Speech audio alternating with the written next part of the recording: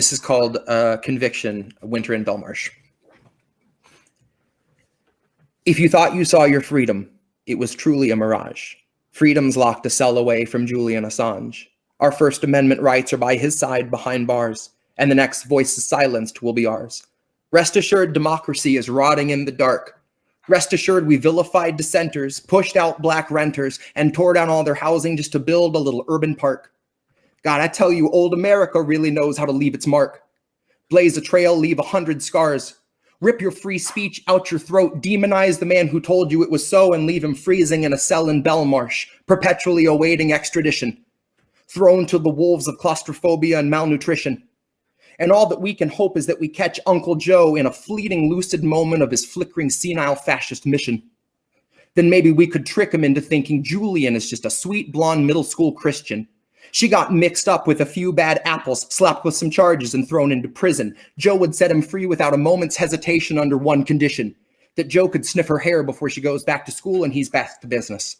But if Joe just had his shots, then we haven't got a chance of getting past his black and white vision, getting past his gut reaction to appease all of his donors' sick requests and shape policy and law around corporate mandated decisions.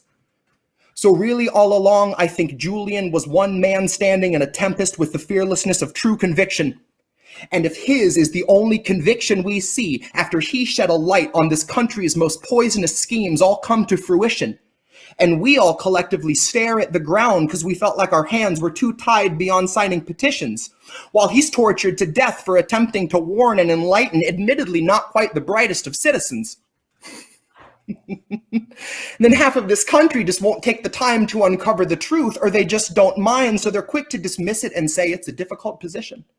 Then we're right back to the comfort of centrist delusion, right back to sleep for the ignorant sheep who resisted themselves into one protracted contusion, twisting themselves into knots to correct all your stimulus check-based confusions, wrapping their necks round their backs as they justify overflow migrant detention or fracking pollution. Then Kamala laughs and the camera pans down to her shoes.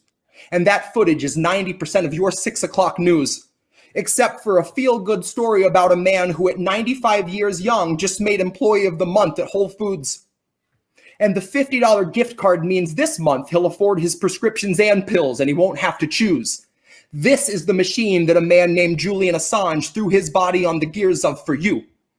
So to cry out for his freedom is the least that we can do. Best believe the feds will serve to muddy up the truth, but rest assured the temperature in Belmarsh is an icy 22, and Julian is shivering in a solitary room without a view.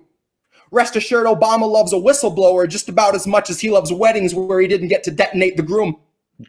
Rest assured Obama bought the plot where all your First Amendment rights are gonna rot, then demanded that they carve his smiling likeness on the tomb.